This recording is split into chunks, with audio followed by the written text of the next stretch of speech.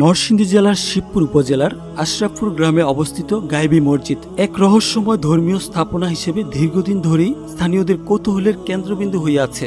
মসজিদটি ঠিক কখন নির্মাণ হয়েছে তা কেউ বলতে পারে না, এমনকি এলাকার প্রবীণরাও এর সময়কাল সম্পর্কে নির্ভরযোগ্য কোনো তথ্য জানেন না। জনশ্রুতি অনুযায়ী এই মসজিদটি একসময় জঙ্গলে ঢাকা ছিল এবং পরবর্তীতে স্থানীয়দের চোখে পড়ে। তারা মসজিদের কাঠামো দেখে বিস্মিত হন, কারণ সেখানে পূর্বে কোনো স্থাপনার অস্তিত্ব ছিল না।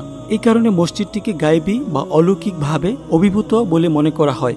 মসজিদটির চারপাশে রয়েছে নানা ধরনের লোককাহিনী ও অদ্ভুত বিশ্বাস।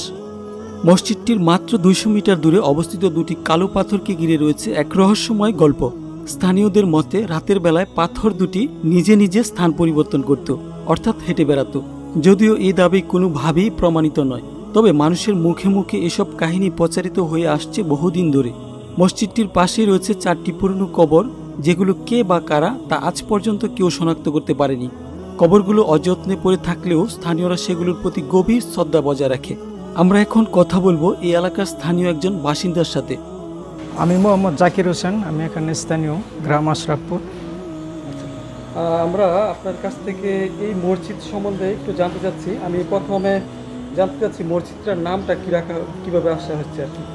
এটা পূর্ব থেকে আসা হয়েছে। এটা কত বছর আগে এটা কেউ বলতে পারবে না। এটা আপনি আনুমানিক কোনো ধারণা কোনো দিতে পারছেন না? ধারণা নাই। আচ্ছা, এই মসজিদটা কখন নির্মাণ হয়েছে এরকমও কোনো ধারণা দিতে পারছেন না? কত সালে এরকম কোনো? এটাও কেউ বলতে পারবে না। আমার দাদার দাদা ছিল, তারাও বলতে পারছে না যে এটা কত সালে নির্মাণ হয়েছে, কে বা কারা তৈরি করছে।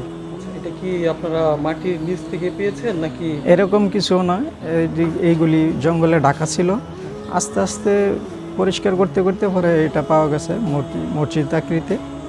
পরে আস্তে আস্তে এটা সবাই পরিষ্কার করছে, ব্যবহার করতেছে, সংস্কার করে করে এটা আস্তে আস্তে আজকের এই পজিশনে নিয়ে আসা হয়েছে।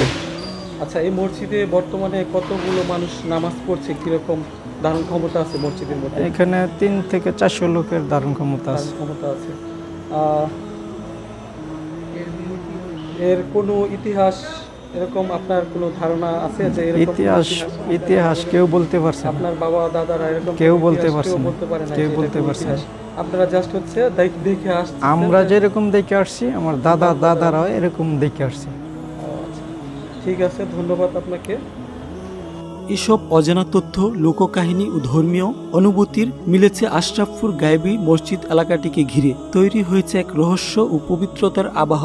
নিয়মিত নামাজ আদায়ের পাশাপাশি অনেকেই এখানে মানত করতে আসেন এবং বিশ্বাস করেন এই জায়গায় দোয়া কবুল হয়। প্রশাসনিক বা প্রত্নতাত্ত্বিক কোনো উদ্যোগ না থাকলেও এলাকাবাসীর বিশ্বাস এই মসজিদটির পেছনে এক গভীর ইতিহাস লুকিয়ে আছে, যা হয়তো এখনও উন্মোচিত হয়নি।